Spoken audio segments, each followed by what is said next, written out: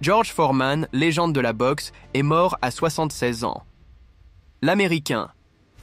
George Foreman, ancien adversaire de Mohamed Ali, lors du mythique combat Rumble in the Jungle en 1974 à Kinshasa, est mort à 76 ans. Champion du monde et olympique des poids lourds, il a remporté 76 de ses 81 combats chez les professionnels. Le boxeur américain George Foreman, légende des poids lourds, est mort à 76 ans, a annoncé sa famille vendredi. Foreman, ancien champion du monde, était entré dans l'histoire de la boxe suite à sa défaite face à Mohamed Ali lors du mythique combat Rumble in the Jungle en 1974 à Kinshasa.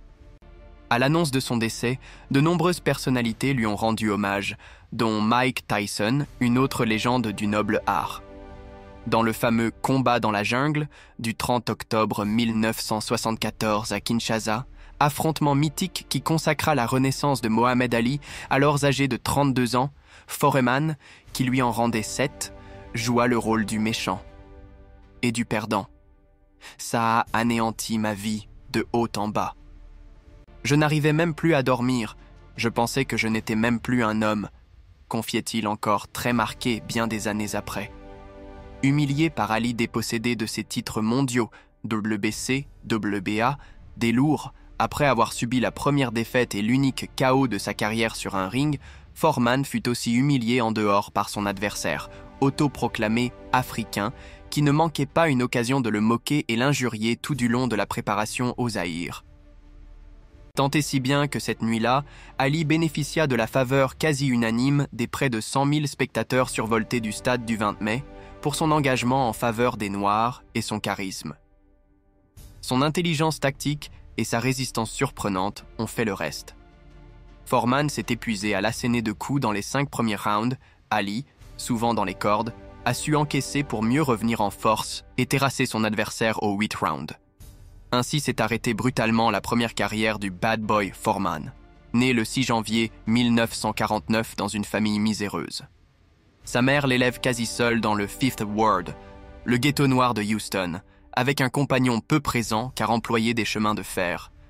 George n'a aucun contact avec son père biologique, un militaire, et devient vite une terreur de cour d'école. Il n'échappe à la délinquance que grâce à un stage pour jeunes défavorisés qui lui fait rencontrer Doc Brodus, son premier coach, qui l'initie à la boxe à 15 ans. Champion olympique à 19 ans. Du haut de son mètre 91, Foreman, parfait inconnu, devient champion olympique à seulement 19 ans, en expédiant le soviétique Jonas Sepulis en finale des Jeux olympiques de Mexico de 1968 en seulement 2 rounds. C'est en 1973 qu'il devient champion du monde des lourds, infligeant sa première défaite à Joe Frazier, pourtant tombeur d'Ali, au terme de 2 rounds à sens unique. Avec sa garde éloignée, son allonge et surtout sa puissance inouïe de frappe, il envoie 6 fois son adversaire au tapis avant que l'arbitre n'arrête le combat. C'est avec les mêmes ingrédients qu'il conserve son titre sans problème contre José Roman, KO au 1 round, et Ken Norton, au 2 round, l'autre tombeur d'Ali, avant. La chute à Kinshasa, dont il ne se remet pas. Il multiplie les aventures avec des femmes, dont naîtront de nombreux enfants, et dispute encore quelques combats, jusqu'à une 2e défaite, contre Jimmy Young, qui le persuade de raccrocher les gants et d'entrer en religion. Il n'a que 28 ans. Un comeback fou après 10 ans sans combattre. L'argent finit par manquer. Foreman, qui n'a plus combattu depuis 10 ans, tente le pari fou de remonter sur le ring en 1987. Celui qui est désormais surnommé Big George, pour son embonpoint, impressionne en remportant 24 combats consécutifs. Il brigue une première fois le titre de champion du monde contre Evander Holyfield en avril 1991 et ne perd qu'au point.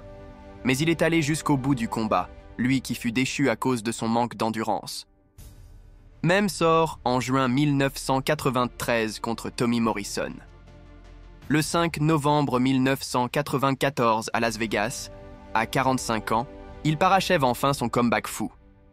D'une droite précise au 10 round, il envoie au tapis Michael Moorer 20 ans après sa défaite contre Ali. Point superstition, il portait le même short. Il y avait là un homme qui affrontait son passé. Il ne fuyait pas ses vieux démons, il les regardait les yeux dans les yeux. J'étais effrayé, racontera l'entraîneur de Maurer, Teddy Atlas. Foreman devient alors le plus vieux boxeur champion du monde poids lourd. Il défend même sa ceinture IBF avec succès contre Axel Schulz avant d'arrêter définitivement fin 1997 à 48 ans. Sa troisième carrière sera celle d'un homme d'affaires ayant fait fructifier son image en l'associant à des marques, notamment de grill, qui lui ont rapporté plus que toute sa carrière de boxeur.